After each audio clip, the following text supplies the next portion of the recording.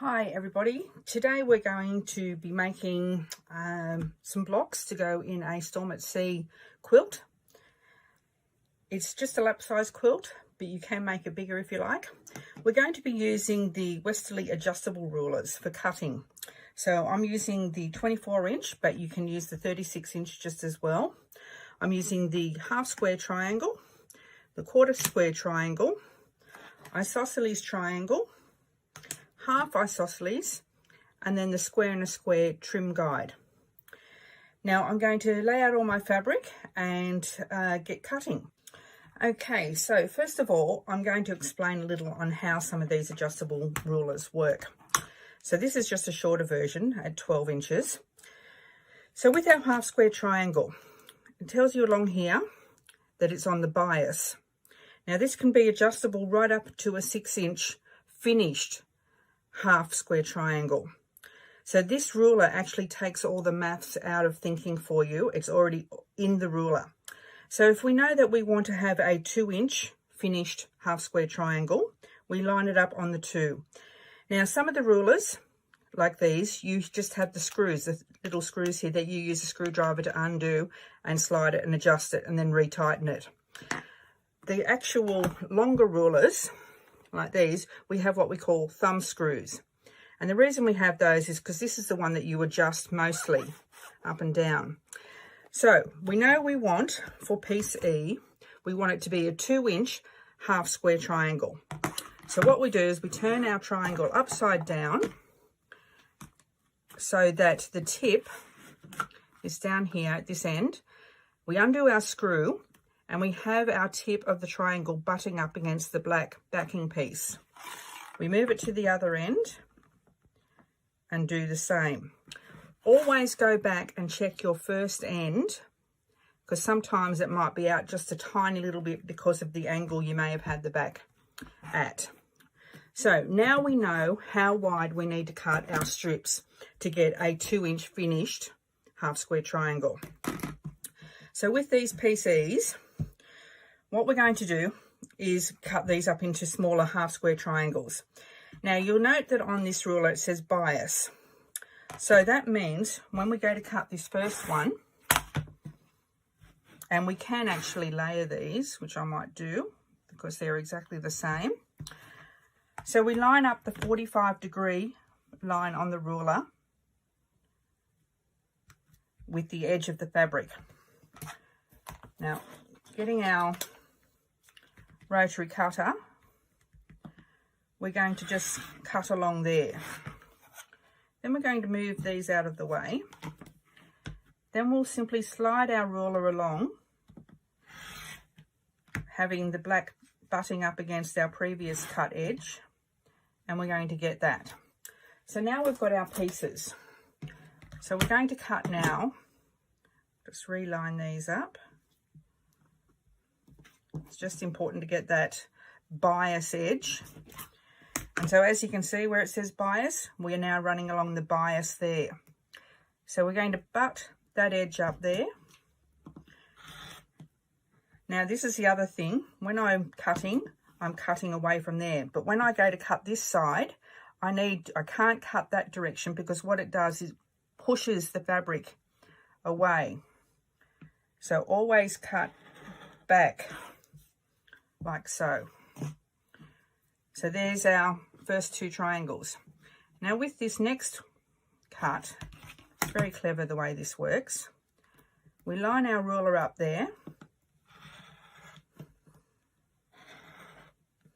All right, get rid of the offcut. And there's our triangles. Now we'll use this bit. Now we've got 2 options. Normally if it was longer, you would just simply run that along there, but because it's not a longer strip, we'll just flip that around. Now we'd already cut that edge, but we can re-trim it and then trim that size.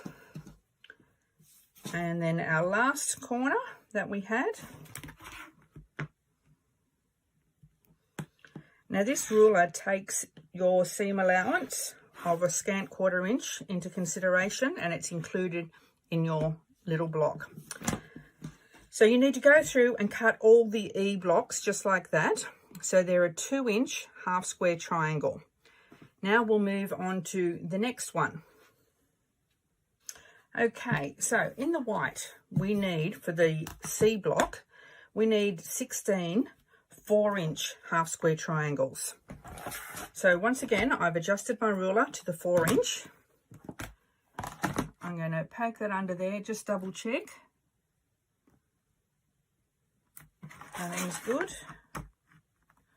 And that end's out a little bit. Just double check this one again. Right, so once again, we're going to line up the 45-degree line with the edge of our cut fabric. Now this one's only a single layer, that's okay. So I just come in slightly from the corner, and I've got the 45-degree line on my ruler lined up along there, and I'll cut that. Move that out of the way. We slide along until it butts up against the edge. Cut again. Now this is a much bigger piece than the little one we did for the 2-inch. So we'll get more out of each row. So I'm just going to show you those 3 rows so you get the idea of what we're doing. All right, so there we are, we have that one. So we can simply place our ruler on there. And there's our first triangle. Now for this one, I'm going to turn that over.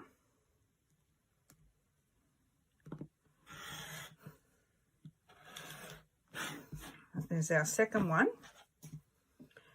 Now this is what I was saying before. So we could actually turn our ruler around and cut from that direction, or by having it this way, if we line up first this edge and then the edge of the ruler just here where that corner is, we'll cut this one and we'll cut this one, and then there's that row all cut. Now the next row works the same.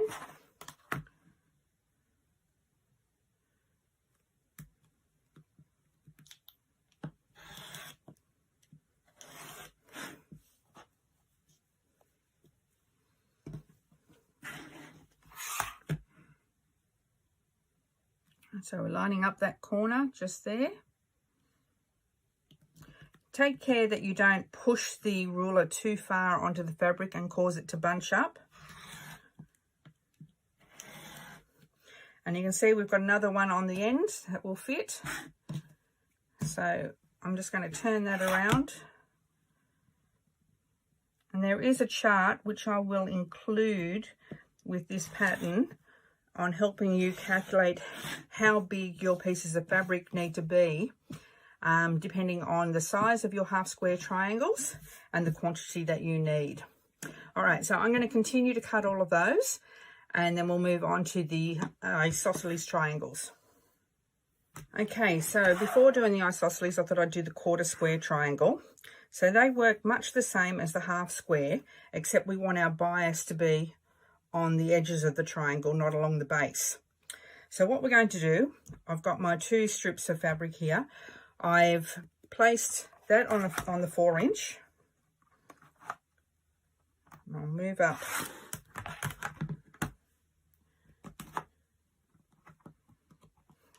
Double check the other end. Yep. It doesn't look quite right.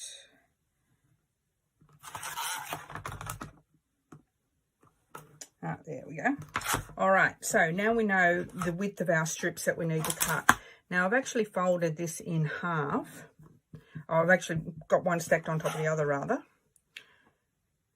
So if I line that up along there,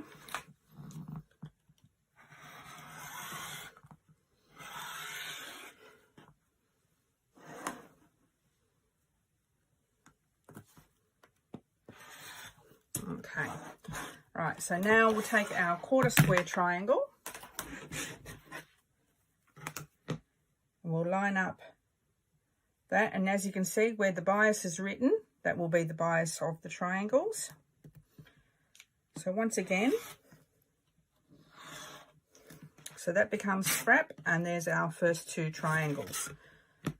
And then moving along, if we line up this edge and then line up the corner just there,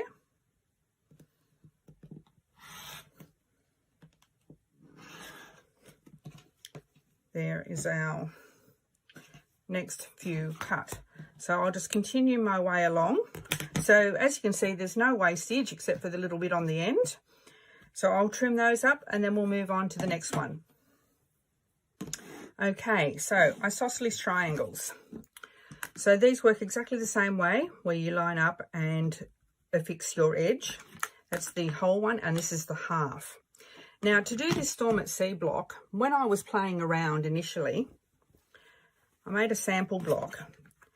And traditionally, you're supposed to have 2 triangles that are cut in half and then joined with a seam. I decided I didn't want that extra seam in there. I would prefer to have it as an entire diamond, which is what I've done there.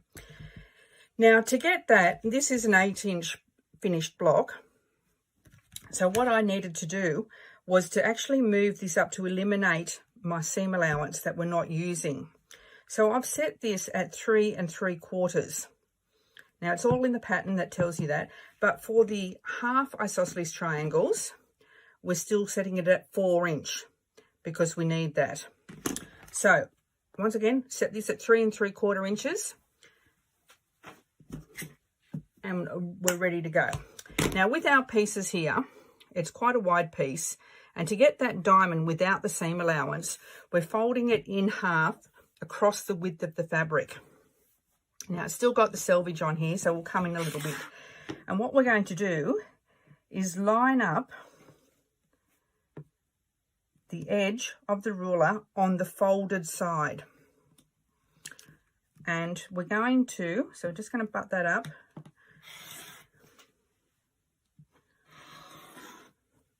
Cut our first one. So there we have the first one. Now, we're then going to utilize the other side because we only need the folded edge side for our diamonds. I didn't want to waste that off cut over there. So we're going to line up our half isosceles along the edge here and on the raw edge. Remember, this one's cut at 4 inches. And then we're just simply going to cut like that. I'll just move that out of the way. And the half isosceles has a little tip that you need to trim away, little point there. So there we have the first of those. Now I wanted to do another one, but because you can't flip your ruler over, what we're actually going to do, and I do specify in the pattern, leave a gap. So I'm just going to line that up, and we know that that will fit. All right, we don't want to make it exact, so you can have a couple of little extra millimeters in there.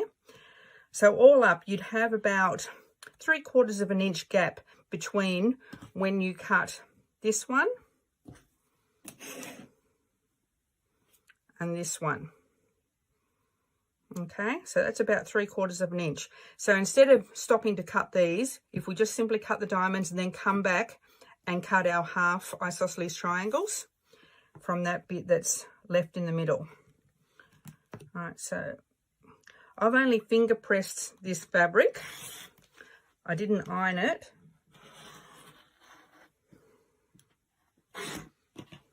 All right, so there's one that we can come back and cut. So there's another completed one.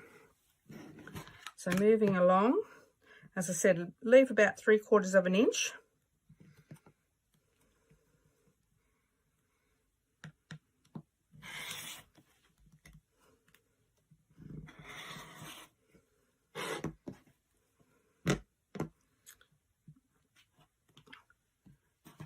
All right, and we'll work our way along this whole strip.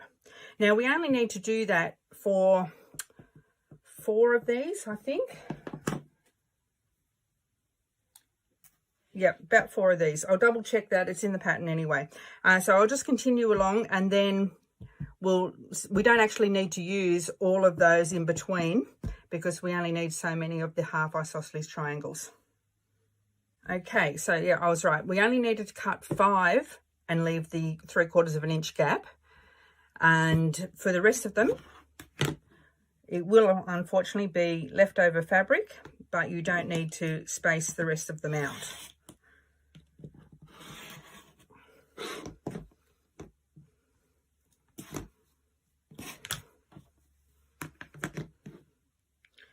So I've given a list of how many of everything you need to cut. And I suggest when you cut all your strips of fabric and start putting them in little stacks and everything, put a little label and against each of them so that you don't lose track of where you're up to and what is what. So we'll just go to the end of this piece of fabric.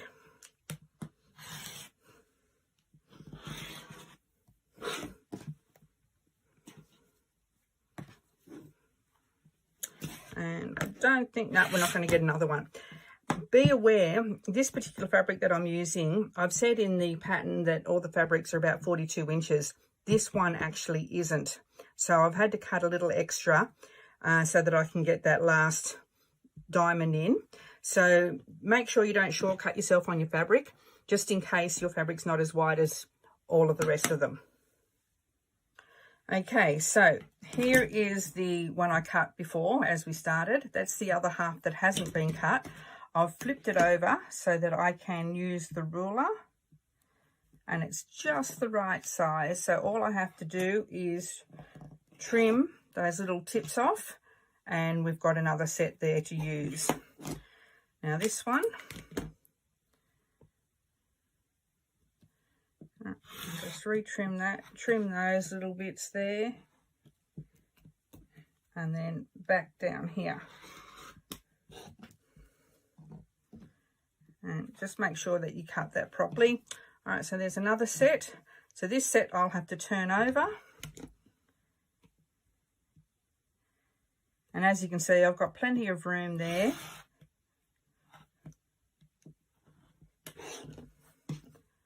And it's certainly better than just discarding all those pieces of fabric.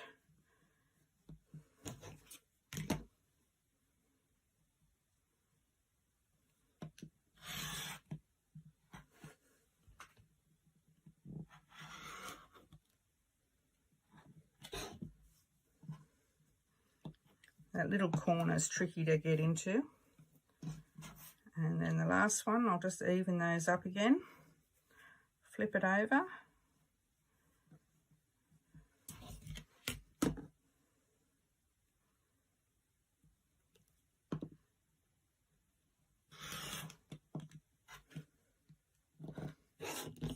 All right. And this one here has got a bit of a fold in it.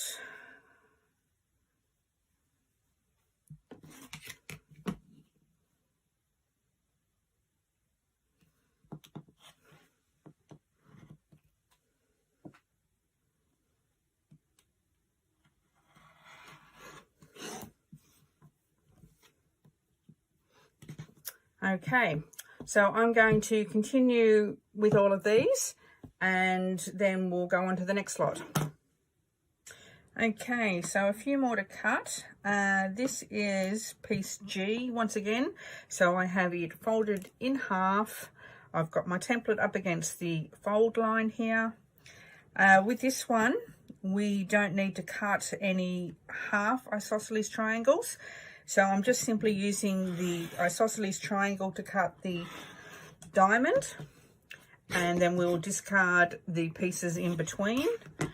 I might have to come up with a project to utilize those.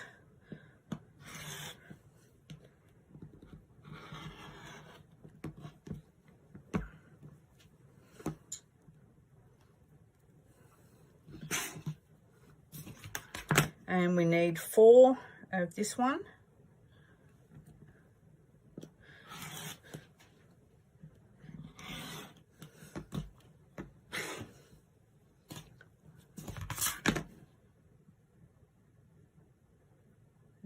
That's not quite wide enough. I'm going to have to cut that piece a bit longer. All right. Okay, so the next thing to do with all of our quarter square and half square triangles, we're going to use the square in a square trim guide. And the way they work, turn it around this way. All right, so where our side points are here, if we slip that over, you'll see that these black edges fit directly over. Right, and it's got a little finger hole so you can hold it. And what it gives us is this tiny little tip to cut off. And then if we turn it around, just keep that level. Do the other end as well. It means that when we go then to stitch it to a square, for instance, across here, I'll just show you one of them. So these are piece B, the squares. And these little ones are E.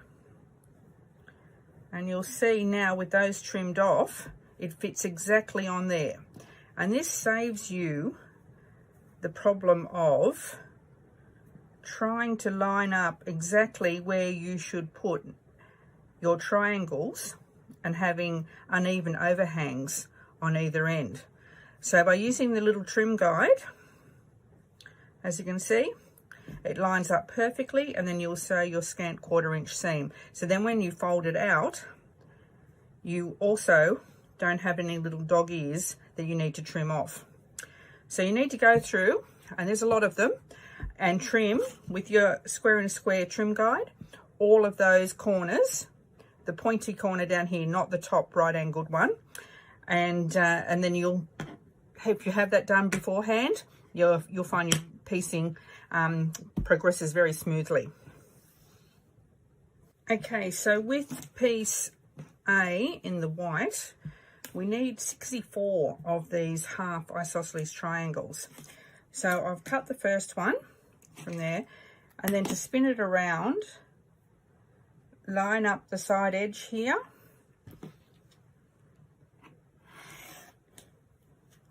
Move that away slightly and trim that. Then turn it back around. Make sure the edges are still aligned.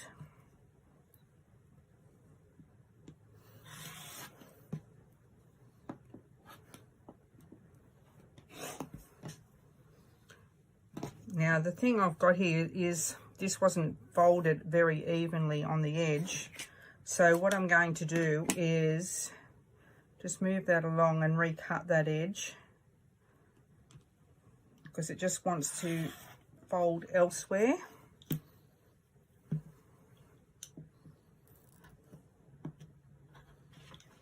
And you can also, if you're on the edge, come along and trim it off that way.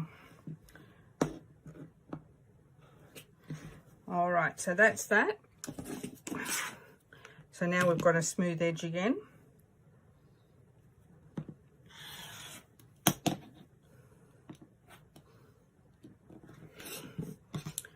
All right, so I'm going to keep trimming those until we've got 64 of them.